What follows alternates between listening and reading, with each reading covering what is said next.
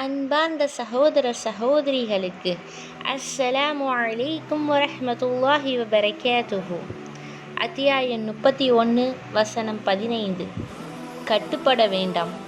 எதை பற்றி உமக்கு எந்த அறிவும் இல்லையோ அதை எனக்கு இணையாக்குமாறு அவ்விருவரும் உன்னை வற்புறுத்தினால் அவர்களுக்கு கட்டுப்பட வேண்டாம்.